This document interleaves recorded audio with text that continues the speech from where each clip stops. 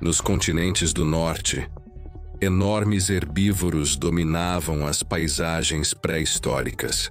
Já no sul do planeta, os gigantes saurópodes reinavam absolutos, caminhando por florestas e planícies como verdadeiras montanhas vivas, enquanto os tiranossaurídeos ocupavam o topo da cadeia alimentar no norte. Os continentes do sul eram aterrorizados por predadores brutais como os abelissauros e os megaraptores.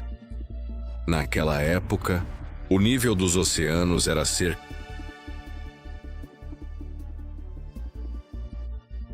de 120 metros mais alto do que hoje.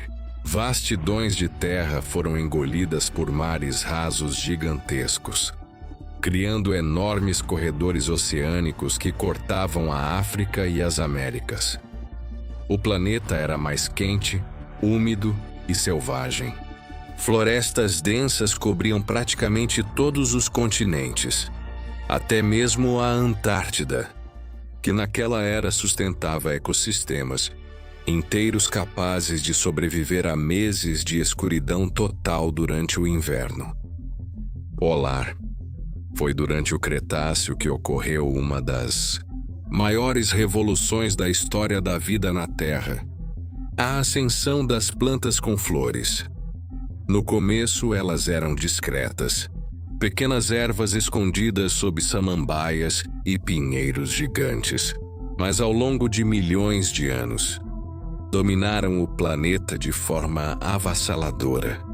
De apenas uma pequena fração da vegetação mundial, as angiospermas passaram a representar mais de 80% de todas as espécies vegetais da Terra.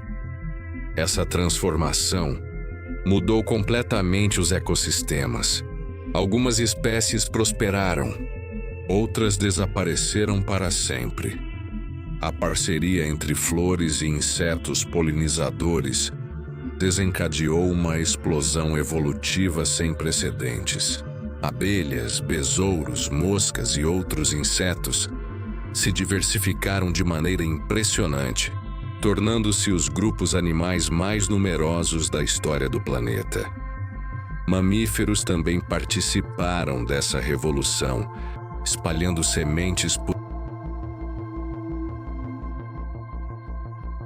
enormes distâncias, ao consumir frutos e carregar sementes presas ao corpo ou eliminadas nas fezes.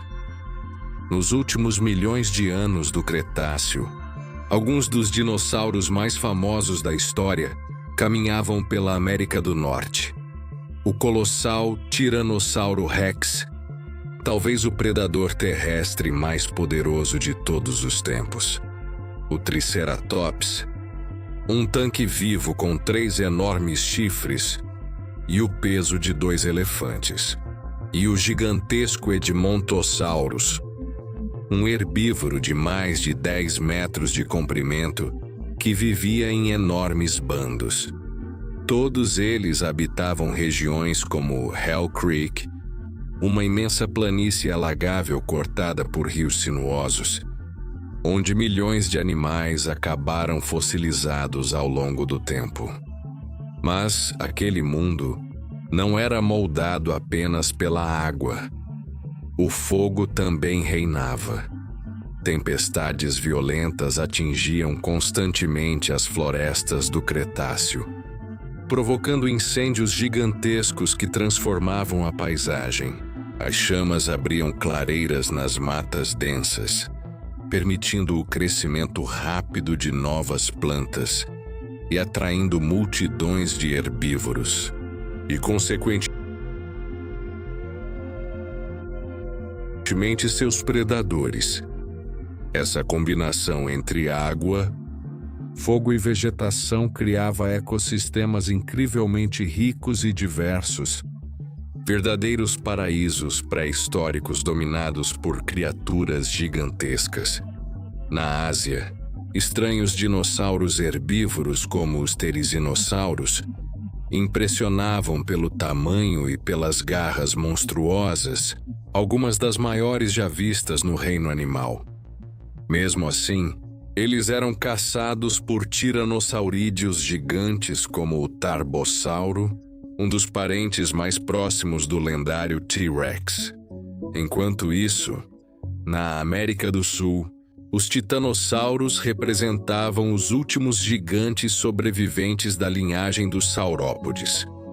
Alguns ultrapassavam 25 metros de comprimento e pesavam dezenas de toneladas. Entre eles, estava o impressionante Uberabatitã, que viveu onde hoje fica o sudeste do Brasil. Naquele tempo, a Europa não era um continente, mas sim um enorme arquipélago formado por ilhas cercadas por mares rasos.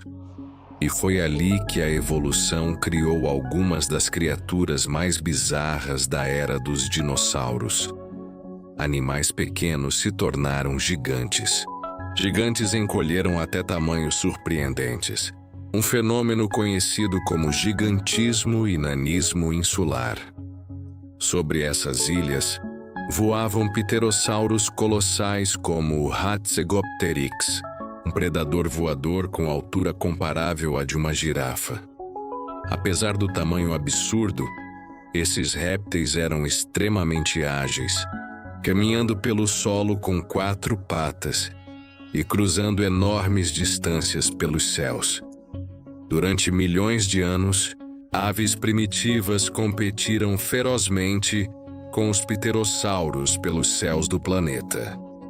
Com o passar do tempo, os pequenos pterossauros começaram a desaparecer, incapazes de competir com aves cada vez mais eficientes.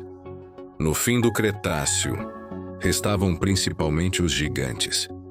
Criaturas monstruosas como Quetzalcoatlus, com envergaduras comparáveis às de